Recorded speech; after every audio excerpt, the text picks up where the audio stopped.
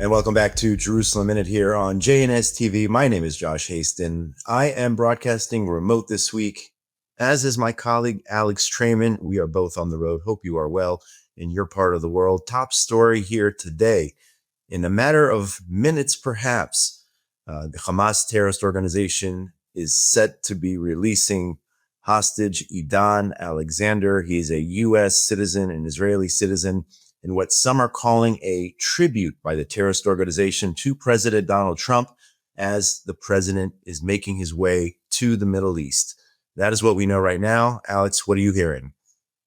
Yes, we're waiting. It's been announced that Edan Alexander will be returned, that Israel's making the appropriate accommodations to transfer his body back home. And I think that this is wonderful, to be able to get even a singular body back home. I mean, a singular hostage returned, living is, every single one is an entire world. And obviously everybody wishes that the 21 to 24 living hostages still remaining in Gaza could be back. But even if you get back one, you celebrate that life. It's how much a life is worth to the Jewish people. So what is your take on this whole tribute to President Trump? What do you think caused Hamas to do this? Is it because of the Israeli pressure, military pressure on Hamas? Are they now understanding that Israel is preparing for an ultimate victory over Hamas? And are they trying to broker some sort of deal right now so that Israel pulls back militarily? What do you think Hamas is thinking right now? I think you're spot on right there. Israel has already agreed and voted in their cabinet to allow the call up of tens of thousands, even up to 100,000 troops. They're preparing to go into the Gaza Strip. In fact, they would have gone into the Gaza Strip already. However, they wanted to allow for the president to go to Saudi Arabia, Qatar, and the United Arab Emirates and to do whatever business he's going to do there, and then to leave without seeing any kind of military actions or unfortunate incidents inside Gaza militarily. And that dates back to what Israel remembers and what President Trump remembers from 2018, when President Trump moved the embassy from Tel Aviv to Jerusalem. And if people will recall, on the very same day when the embassy was moved, you were in the middle of a campaign by Gazan residents to be storming towards the Gazan border. So October 7th wasn't the first time we saw that. Back in 2018, they were making movements towards the border, and on the 18th, on the day that they were moving the embassy to Jerusalem, they specifically came in very large numbers in protest towards the border, created a dangerous situation. And in fact, there was an episode in which I believe about 60 people were killed. I need to check the number, but you had dozens of Gazans killed that day by the IDF. And so in the international media, what you had were these dual screen narratives. On the one hand, Trump moving the embassy. On the other hand, Israel killing Gazans on the Gazan border. And it angered Trump. And the Netanyahu administration remembers that well. They didn't want to create the dual narrative. So they decided to wait until after the trip to the Middle East is finished. And therefore, the Gazans, now Hamas, are waiting for the IDF to mobilize the troops and to go into Gaza. And this time when they go into Gaza, we're not talking about the same type of operation that we were involved in earlier in the war. This is going to be an operation where when troops go in, they're going to be going in order to hold territory. In the past, Israel would go in, they would capture a place, and then they would move to the next place. And ultimately what happened was Hamas came back in. And as we saw many times in cities like Jabalia and elsewhere, that the IDF would leave, and then the Hamas would just come back in and regroup in that place. And so the lesson has been learned. You have a new chief of staff of the Israeli military, and Eyal Zamir, and this is one of the key differences in his approach, which is to go in and take the territory. And at the end of the operation, you're going to see the IDF in control of the entirety of the Gaza Strip. And the the other goal is going to be to get Hamas out, that they should no longer be a military force and no longer be a political force in Gaza. So, in the context of that operation, you're seeing Hamas now trying to come forward and saying to President Trump, "No, wait a second. We're an organization that you can work with. We're willing to put forward a goodwill gesture, and you should continue negotiating with us." When Israel's basically saying on the flip side of this, there's no more time for negotiation. I want to break down the Trump trip to the Middle East, but first, it reports now over the last 24 hours or so that Israel will be letting in some sort of humanitarian aid into Gaza, perhaps facilitated by the Trump administration, by the United States. Let's talk about what we know in terms of aid. I know that there are groups in Israel which are protesting adamantly against any sort of aid unless all of the hostages, not just one, but all of the hostages are returned.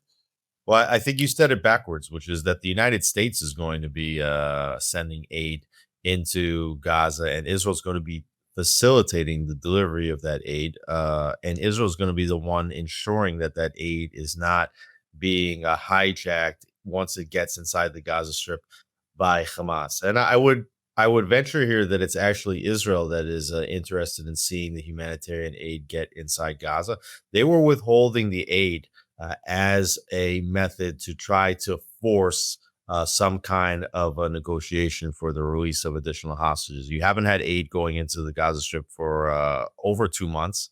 And yet now, with Israel prepared for a renewed military operation and a deep military operation throughout the entirety of the Gaza Strip, Israel wants to make sure that under international law that you don't have the international agencies, the UN, the ICC, the ICJ, stating that Israel's going to war there and not allowing for humanitarian aid to get in.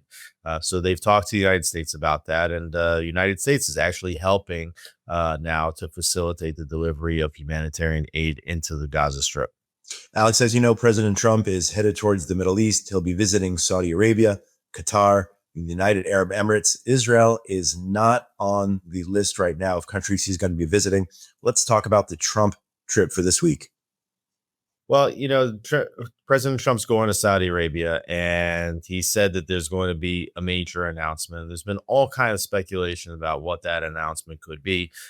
You've had a lot of reports about some kind of economic deal with the Saudis, and I do think that the major nature of this trip is about economics. It's not necessarily about solving all of the crises, but you heard reports that the Saudis are demanding a pathway to a Palestinian state. I can't imagine right now that the Trump administration is going to be announcing some sort of pathway to a Palestinian state. The Trump administration is firmly behind Israel. They understand.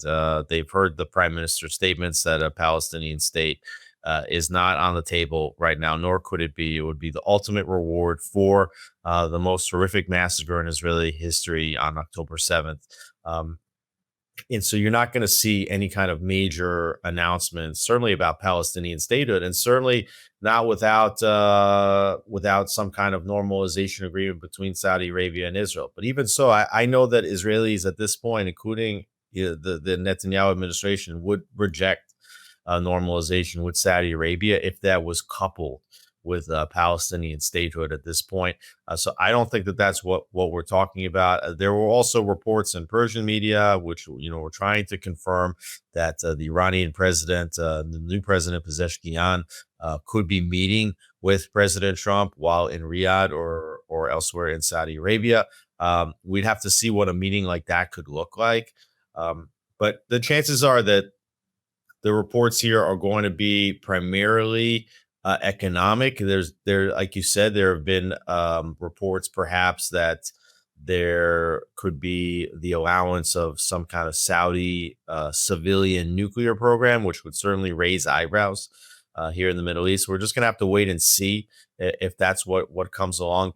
But my feeling is that again, this is mostly an economic trip, and the president does have a bolder economic vision for the Middle East. and that includes creating like an alternative to the Silk Road that China's created, and to be able to have manufacturing capabilities in India and pipelines and trade routes that go through the Middle East and end up in Israel, actually, and then on as pathway into Europe.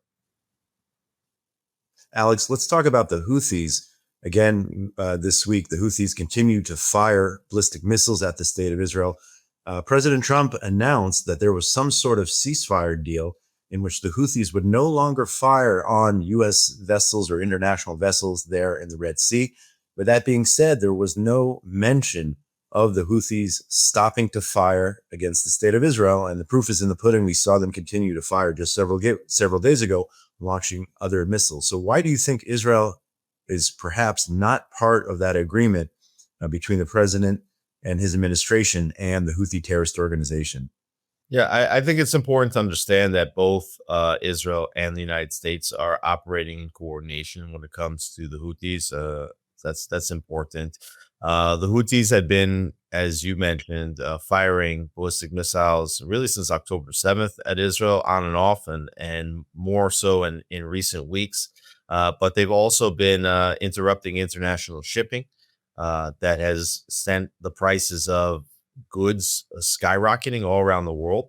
At a time when there's already global inflation, you've cut off one of the major international waterways, shortcuts from the Far East to Europe and to the West through the Suez Canal. And in the process, you've also had the Houthis firing at American ships. The Biden administration more or less let this go.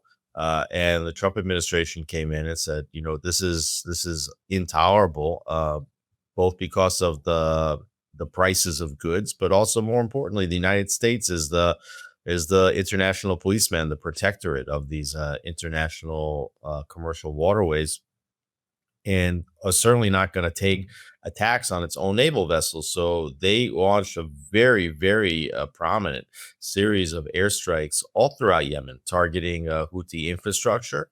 And at a certain point, you had the Houthis basically waving the white flag and saying, okay, we get the point. We're going to stop with the international shipping blockage and hijacking ships and threatening to do that. And we're not going to fire on American vessels anymore as long as you promise to stop. So on the one hand, it's mission accomplished. Now, you could say, as you did correctly, well, they're still firing ballistic missiles at Israel. And so therefore, America should continue to fire. But we saw that when the ballistic missile hit the airport in Tel Aviv just last week, when I was in the airport, we talked about it last week, that immediately afterwards, Israel launched a very, very significant series of its own airstrikes in coordination with the United States, basically taking out the entirety of the Sana'a airport and hitting it at a quote unquote cement factory.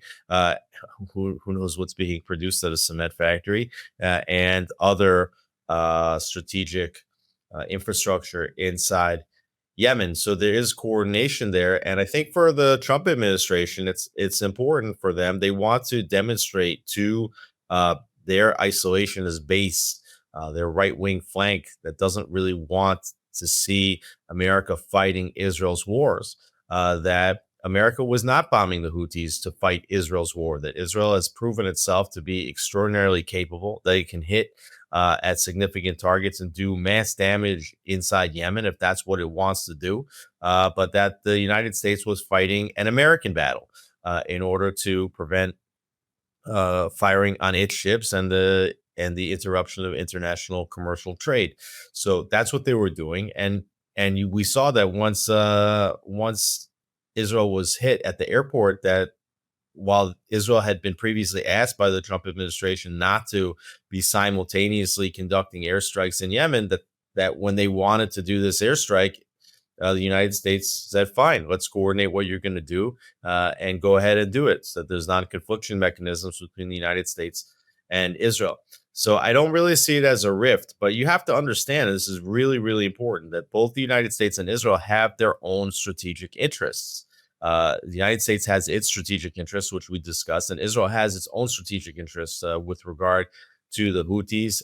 And so each country is being allowed to pursue its strategic interests in coordination with one another. So while the two countries might not agree necessarily on complete, let's say, alignment of the strategic issues, it doesn't mean that there's not a lot of coordination going back and forth. There's transparent operations, collaboration, coordination, and we're seeing at this point both the United States and Israel being able to do significant damage inside of Yemen. In terms of the Houthis, reports indicate that Israel has instructed civilians to leave other areas within Yemen, alluding to potential future strikes here in the near future. But I want to talk about the supposed rift, which the mainstream media ran with over the last several days between the United States and the state of Israel. Prime Minister Netanyahu, rather, rejecting reports of any widening in gaps between him and President Trump, saying his relationship with the president is excellent, posting a video on his X account. Let's start with Prime Minister Netanyahu and his comments, and then we'll get to some of the other Americans who made comments as well. שלא טראמפ אומר את זה ולא אני אומר את זה, הדוברת שלו, של הבית הלבן, אמרה, מה הקשקוש הזה? אמרה, יחסים מצוינים. ואני אומר לכם, היחסים מצוינים. הספינים האלה נולדים ברובם כאן. הם נולדים בכלי תקשורת מסוים שמנסה לקדם מועמד מסוים. וכדי לקדם אותו צריך לעשות. טראמפ ונתניהו כבר לא. אנחנו מבורכים כעת בנשיא ובממשל שהוא מאוד מאוד ידידותי, ואנחנו מנסים לתאם את הדברים הגדולים וגם את הדברים הקטנים. So there you have Prime Minister Netanyahu and his comments saying that he and President Trump are on the same page, regardless of the speculation in the media that there is a major rift between the Netanyahu administration and the Trump administration. Yeah, this is really one of the most insidious stories that's been brought to the fore. And the etymology of this is very interesting because on the one hand, you have the Israeli left, which is also supported by the progressive left in the United States, trying to project this rift between Netanyahu and Trump. And then at the same time, you have the isolationist camp of the right wing trying to project a rift between Trump and Netanyahu. And we should talk about the motivations of each side and how they are converging at this time to present a narrative, which I believe that most people are falling for, because you just see this overriding coverage on both the left and the right of the Israeli and the international media of this widening rift. And with regard to the left inside Israel, they have launched a very strong campaign to try to, and this has been going on for months already, but it's really picked up momentum in the last weeks to try to project a rift between Trump and Netanyahu, and to actually try to make Trump upset with Netanyahu. And we've talked about this on the show in the past that this left, they don't want to see Netanyahu win the war. They don't want to see Netanyahu bring home the hostages. That's why, by the way, and we could have talked about this a little bit earlier, the Israeli left is projecting this release of Edan Alexander as a Netanyahu failure, right? That Trump is able to get a hostage back and Netanyahu can't, even though Netanyahu has already succeeded to bring home 196 of the hostages, 147 of them alive since the beginning of the war. But this left wing, they don't want to see Netanyahu succeed in bringing home the hostages. They don't want to see Netanyahu succeed in winning the war. They don't want to see Netanyahu succeed in taking out Iran's nuclear facilities. Because if Netanyahu succeeds in those things, that's going to strengthen his electoral popularity. You're going to see at that point, if that happens, you might see a fast election in Israel, and you would see Netanyahu reelected for another 4 years. And the Israeli left thinks that that's the worst possible scenario, like much worse than not defeating Hamas, much worse than not taking out the Iranian nuclear facilities.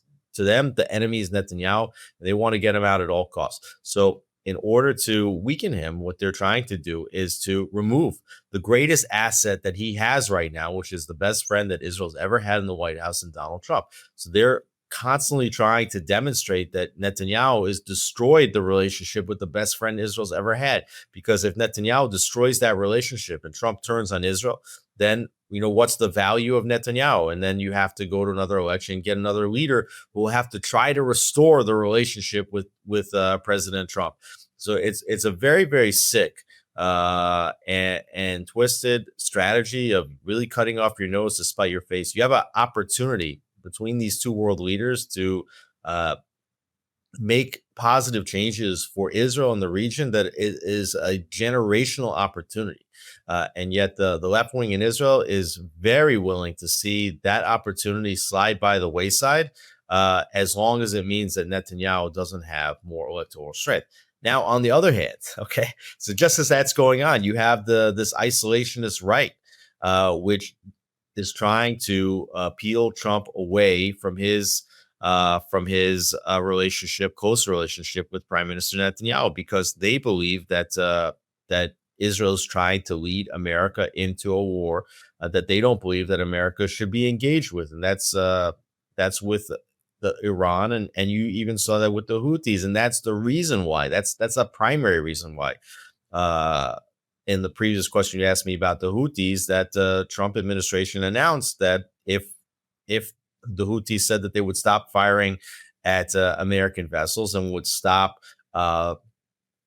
interrupting international shipping, that the United States would stop its campaign, because they want to demonstrate to the American people that America was only doing this because of American interests and not because of Israeli interests.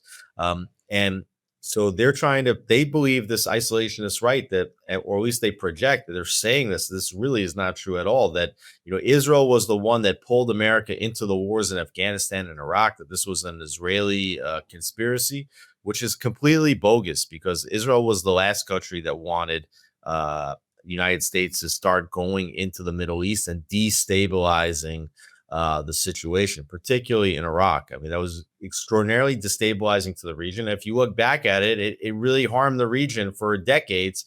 The whole Arab Spring followed that, and we saw, I don't want to get into the whole Arab Spring, but basically they destabilized the entire Middle East doing that, and Israel was warning against it. They didn't want it to happen. But in this case, with regard to Iran, obviously, Israel thinks that the Iranian nuclear program is an existential threat.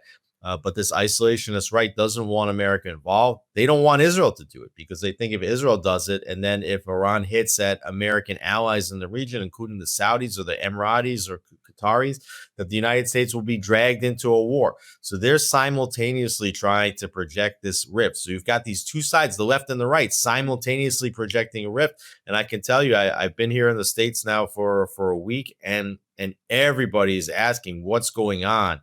But I can tell you, and you've seen the statements by Netanyahu. We've seen statements by Witkoff and by Mike Huckabee that are basically just saying that, this is not true, that the Netanyahu and Trump are in regular contact with one another, and the administrations are in regular contact with one another. I mean, there were stories last week about how Minister of Strategic Affairs Ron Dermer, in his arrogance, trying to manipulate America, and that they've cut him off. Those stories came out on the same day or the day after Dermer was in the White House for an unreported visit. There is regular coordination on all major strategic security issues and diplomatic issues between Israel and the United States. The two administrations are working very closely, much more closely than ever than the Netanyahu administration was working with the Biden team.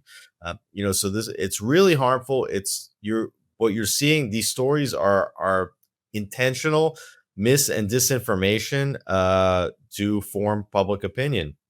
For the record, Steve Witkoff, special envoy, said that reports of the Trump-Netanyahu rift are preposterous.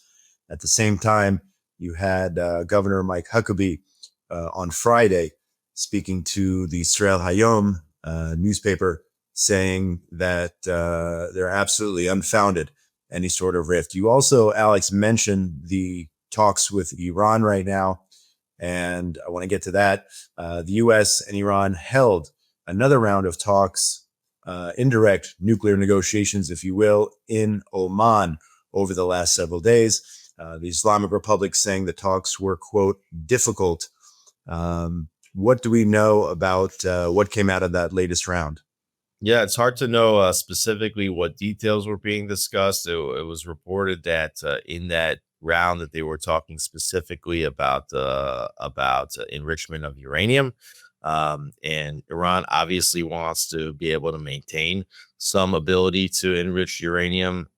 And the United States has been saying, and you've heard Witkoff say, and the president say, that the enrichment of uranium is not going to be permitted in any kind of a deal. And I think you've seen the president's his policy toward Iran be uh, elaborated. And I think it's also important to look at some comments by Mike Huckabee on this, where he said in an interview, people are not sure what the Trump policy is, and Huckabee gave a great insight. He said that you have to look at what is the strongest statement that the president or the administration have made on a particular issue, and you have to assume that that is the policy, and that any kind of lighter statements may be insinuating, therefore, that any kind of lighter statements might be a negotiation tactic to bring them to the table and to think that the United States is a partner that they have to work with. But the president said last week in an interview that essentially that Iran's nuclear facilities are going to need to be detonated. And he said that they're going to be, quote, blown up nicely or blown up viciously. And I think that this is the position right now of the Trump team, and as they're engaged with Iran. Now, what is Iran going to try to do? I mean, what's their strategy? They play the long game. Unlike American and Israeli leaders that have limited windows of opportunity to govern their country. Trump administration now has 3.5 years ahead of it before you have an election, and you could have another leader. In Israel, you can have a new leader at any time. Even though the supreme leader of Iran is old and believed to be sick, the Ayatollah Khamenei, these are monarchies basically that can rule for decades at a time. And so their strategy is to play the long game while America's trying to play a short game. We know that the president would like this war in the Middle East to be over within the next 6 to 12 months, because he doesn't want to be dealing with this while America goes towards midterm elections. And he's got other domestic issues that he wants to be allocating his time and resources to solving. So he's trying to get out of this war as quick as possible, including the issue of the Iranian nuclear program. And if America is going to end up bombing, or if Israel is going to end up bombing those nuclear facilities, that's going to have to happen in the next coming weeks and months. It can't drag on. What Iran's trying to do is to wait out the president. They know that he's got a short window of opportunity, and even if he makes it the entire term, they believe that at the end of a term that they might get a much more friendly government. So you're seeing them, engage in negotiations. They're going to draw out negotiations. They're going to be playing a game of give and take with the United States and the international community, saying, okay, maybe we'll let you come see a site in a few weeks, and you go in over there. And they're playing a game here, and they're very, very good at negotiating. This is the Iranians have a whole school of negotiating thought and tactics. And it's very important for the United States, for the international community, for Israel to understand the Iranian negotiating tactics. This is part of the Iranian culture, this culture of negotiation, this culture of waiting people out, this culture of telling the other side what they want to hear in order to get what they want out of it. So they're engaging in this kind of Iranian diplomacy game, and it's very critical that the United States will align its own diplomacy game with the Iranian diplomacy game. And quite frankly, the only way to overwhelm the Iranian diplomacy game is to overwhelm it with the very credible threat of overwhelming force. Alex, as we're talking right now, I'm seeing movement here on my phone in terms of Israel getting ready to accept back Edan Alexander, who's being held hostage by Hamas for over 580 plus days. At the same time, it was reported yesterday, and just shows you who Israel is and what Israel is all about. The Mossad agency and the IDF recovering the remains of Sergeant First Class Tzvi Feldman, who went missing back in 1982 in the first Lebanon War. This is 43 years ago, and it looks like Israel carried out a very special operation in order to get his body back deep into Syria. Just more proof of who the state of Israel really is, whether it's today, whether it's a soldier who has been missing for 43 years or the remains of a soldier. Israel values life. Our enemies value death. Yeah, I think it's an indication of to what lengths Israel will go to get back the remains of a dead body for proper burial. You're talking about, like you said, over 40 years, and Israel's still willing to go to all lengths in order to do this, and that should give some consolation to the families of the hostages and the rest of the Israeli public to recognize just how far Israel is willing to go to bring back hostages, even as the hostage family forum and this Israeli left, which is also, being fueled by the media in Israel, which is predominantly left wing, that Israel doesn't care about the hostages. So I think it was a very brave move by Netanyahu to call this operation. Now, the operation was made possible by the fact that there's no longer a Syrian government or a Syrian military operating in the country, that basically you have like a territory in which there's a major leadership vacuum, in which Israel is one of the major players trying to establish itself as a force inside Syria. That shouldn't be messed with, and they were able to put together, like you said, a very daring and complex operation in order to get back the remains of this body. So that demonstrates superior intelligence. It demonstrates superior capabilities to take special forces inside Syria, to have them operate without being found by al-Jawlani's group. Perhaps maybe there was even some collaboration with them. You don't know. We really don't know the details of this operation. It's one of those things that we might see the details written in a book later on. We might see Netanyahu talk about the operation weeks or months ahead, the way he's now spoke at the JNS summit about the operations to detonate the beepers and to take out Hassan Nasrallah in Lebanon.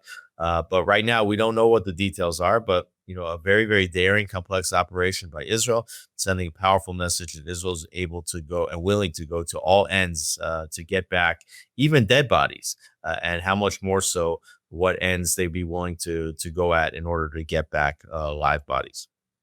Absolutely. And Alex, we are nearly out of time here. We're going to do one more remote next week. You're still going to be on the road traveling on behalf of JNS. Hopefully I'll be back in studio next week. Just how's the trip going? How are things going over there? Well, it's going well. Obviously, there's a lot of questions about what's going on in Israel and U.S. Israel relations. Yeah. People have a lot of questions, including Israeli supporters. They're being bombarded with bad information. And as you know, and as we try to do every day here, the JNS really is the antidote to that, trying to provide more clarity by reporting the news as we know it's taking place. And we're doing that with high-level contacts that we have, both with U.S. Government officials and also with Israeli government officials, and to try to tell the story in a different way, and it's being very much appreciated. So there's been speaking events, meetings, and obviously at JNS we are a nonprofit Jewish media outlet, which means that we don't have government funding. We're not supported by advertisers. We are reader supported. We're a reader supported 501c3 nonprofit that relies on donations from readers and also from foundations. So here I am in the States making the case for JNS, and it's going very, very well, especially after the successful summit. JNS has an extraordinary amount of momentum. It's growing very, very quickly, and we continue to be guided by the goal of becoming the largest and the most impactful Jewish media organization. In fact, media organization, hopefully in the coming years, can rival the impact and size of an Al Jazeera. Because why shouldn't the Jewish people in the state of Israel, one of the most important countries in the world, have a media outlet as powerful and as strong as Al Jazeera? Alex, good luck to you. Keep up the great work. He's Alex Traiman, CEO of JNS. Josh Hasten here, correspondent for JNS News. want to thank our production team, Yuri Svertsky, Ryan Lifshitz, Zach Sickerman, Esther Eden, and everyone else at JNS. Make sure you go to JNS TV on YouTube for all the amazing content that JNS has to offer. Also go to jns.org for all the latest breaking news from Israel, the Middle East, and the entire Jewish world. Have a great week, everybody. We'll see you next week here on Jerusalem Minute.